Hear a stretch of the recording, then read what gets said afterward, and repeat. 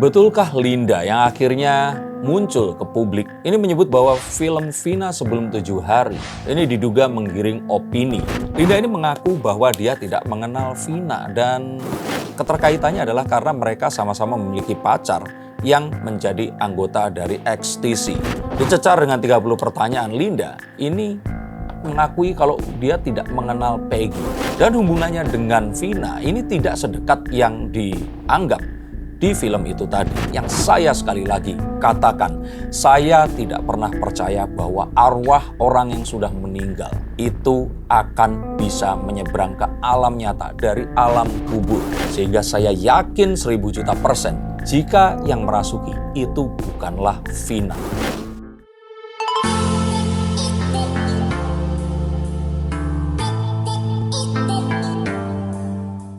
Betulkah Linda yang akhirnya muncul ke publik ini menyebut bahwa film Vina Sebelum 7 Hari ini diduga menggiring opini dan dugaan bahwa banyak fakta yang berbeda mengenai apa yang digambarkan dengan apa yang sebenarnya terjadi. Dan betulkah Linda selama ini dianggap disembunyikan agar kepenasaranan orang ini semakin besar dan orang berbondong-bondong pergi ke bioskop untuk menonton film ini tadi.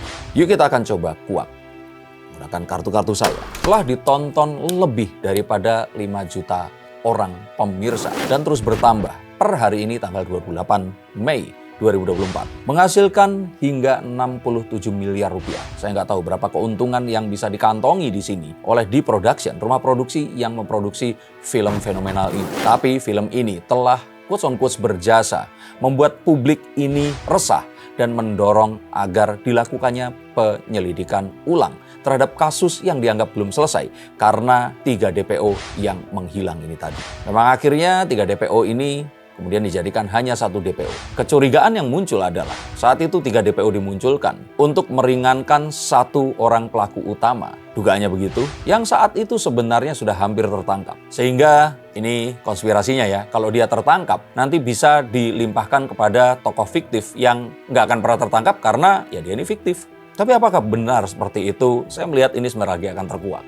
Tidak di sini, tidak saat ini, tapi sebentar lagi. Tapi betulkah pihak rumah produksi ini menyembunyikan keberadaan Linda? Linda saat muncul mengatakan bahwa tidak ada dan tidak betul hal itu, bahwa dia disembunyikan. Tetapi tentu saja ini akan berbeda saat jika nanti ternyata status Linda ini bukan saksi lagi. Karena sebenarnya membuat saya ini resah dan gelisah itu adalah kemunculan Linda dengan kesurupannya. Awalnya saya nggak mau untuk membahas perihal Vina ini tadi. Dan saat membahas, keesokan harinya Master Deddy Corbuzier ikut membahas juga, saya merasa menjadi bahwa apa yang saya lakukan ini sudah di jalan yang benar. Dan kecurigaan saya ini sepertinya akan berakhir dengan sebuah penetapan. Saya nggak mau mendahului, tapi saya juga nggak mau menggiring opini. Ini hanyalah dugaan saya. Semoga tidak benar adanya, tapi saya sangat kuat dan yakin. Karena saya nggak percaya dengan orang kesurupan yang bisa mendeskripsikan satu hal dengan akurat. Hipnosis berbeda. Kesurupan ini karena pelakunya tidak mengakui hal itu tadi. Seperti apa? Yuk kita akan telisik lebih jauh lagi. Linda ini mengaku bahwa dia tidak mengenal Vina dan keterkaitannya adalah karena mereka sama-sama memiliki pacar yang menjadi anggota dari XTC. Di wawancara yang lain yang saya duga ini Vina yang sama karena menggunakan masker tapi tidak berhijab, mengatakan bahwa pacarnya saat itu adalah sekjen dari geng motor ini tadi.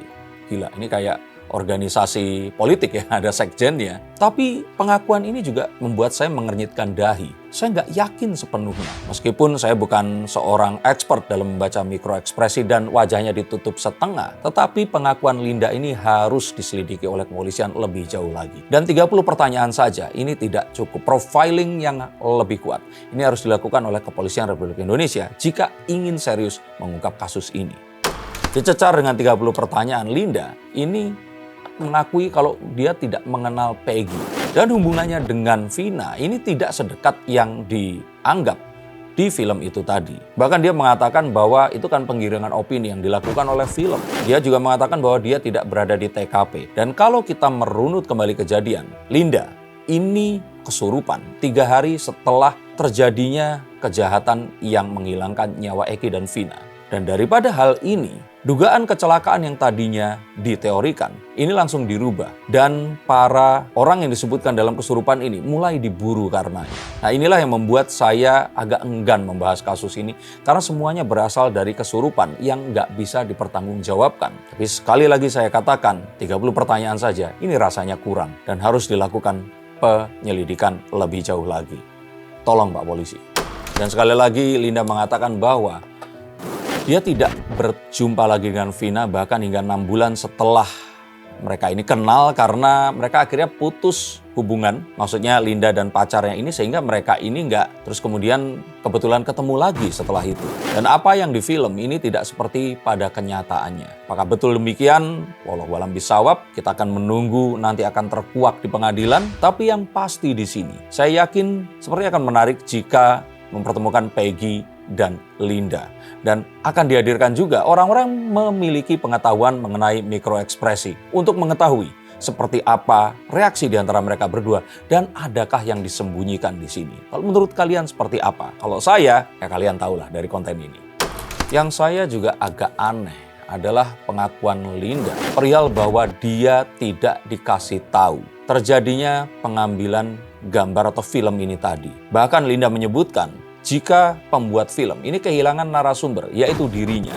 Sehingga apa yang dilakukan, ini hanyalah mengilustrasikan sesuatu yang didapatkan dari rekaman suara kesurupannya yang juga diakui dia dalam kondisi tidak sadar saat mengatakannya. Lalu yang lebih, kalau saya bilang aneh lagi atau absurd di sini adalah Linda tidak diperbolehkan nonton film Vina. Ini masa iya sih suaranya dia digunakan sebagai sumber untuk membuat film, tapi dia tidak diberitahu.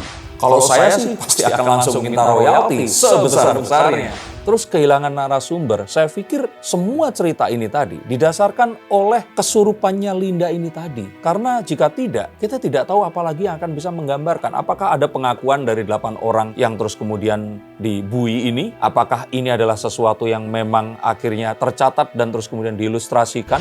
Tetapi saya sangat sulit percaya, mohon maaf sebelumnya, jika ternyata Linda ini tidak diberitahu jika proses pengambilan film ini dilakukan. Cirebon bukanlah kota sebesar Jakarta, dan saya yakin di kota sebesar Jakarta sekalipun, jika dilakukan pengambilan gambar, semua orang ini pasti akan tahu, apalagi jika kasus tersebut adalah sesuatu yang pernah viral bertahun-tahun sebelumnya.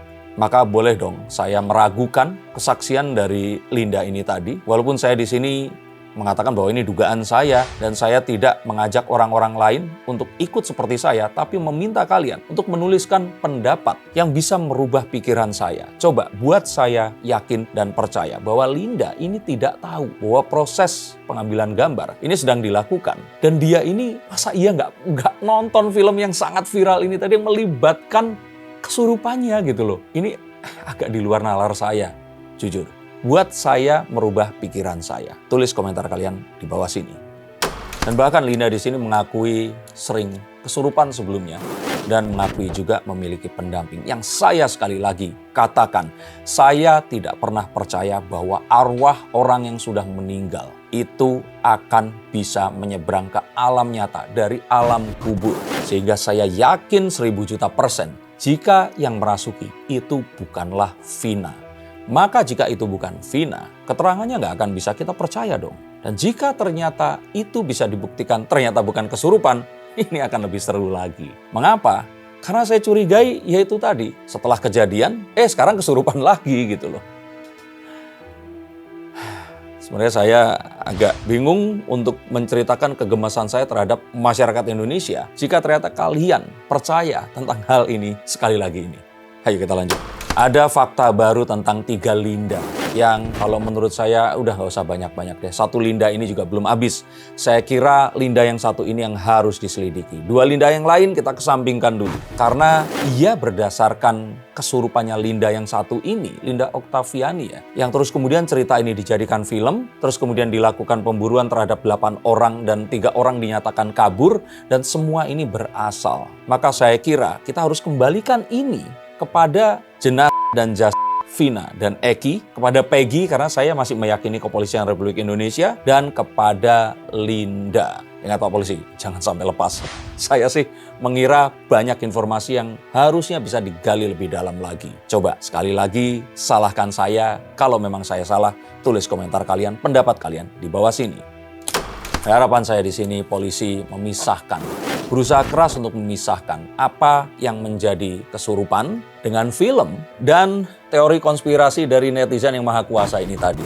Agar mereka bisa bekerja sepenuh jiwa mereka untuk menemukan bukti-bukti yang kuat yang akan bisa mengindikasikan dan tak terbantahkan. Saksi jika hanya satu, ini bukanlah saksi. Minimal 2 saksi, minimal 2 alat bukti, dan keterangan yang akan mendukung. Saya kira kasus ini akan bisa terungkap. Bagaimana menurut pendapat kalian?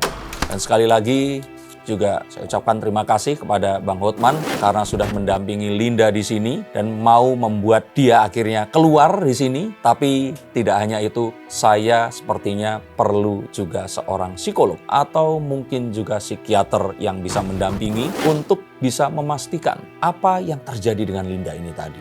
Karena di sini hanya menyisakan 2 hal saja. Jika ternyata Linda ini bisa kesurupan jin korin, terdekat yang saya bisa percaya ya, yang bisa menguak kasus seberat ini, saya kira dia harus dijadikan poluan atau mungkin konsultan dari kepolisian untuk menguak kasus-kasus besar yang lainnya. Siapa tahu bisa mendapatkan petunjuk terhadap kasus 271 triliun kemarin itu, atau adanya dugaan pembuntutan dari oknum Densus 88 yang ajaibnya ini muncul bersamaan dengan Peggy diumumkan jadi tersangka, yang ini juga satu kebetulan yang sangat luar biasa. Atau fakta yang kedua, ya sebenarnya bisa saja dugaannya dia ini tidak kesurupan, tapi dia memang mengetahui hal ini tadi dan takut untuk menceritakannya. Dan jika memang itu terjadi, maka perlindungan terhadap saksi ini penting adanya. Dan jika ternyata benar demikian, jika memang teori kepolisian yang telah mengumumkan Peggy sebagai tersangka utama tidak ada yang lainnya, seharusnya kalau sudah ditangkap, Mbak Linda ini atau Teh Linda ini bisa lebih santai lagi untuk menceritakan apa yang mungkin dia ketahui tanpa harus kesurupan lagi mungkin.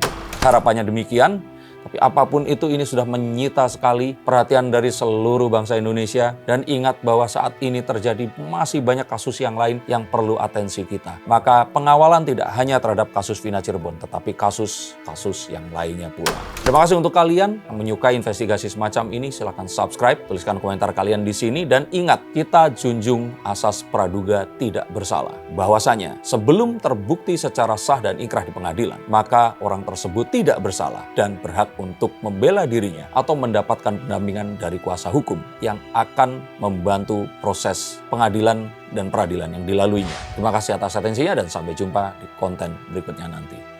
Salam.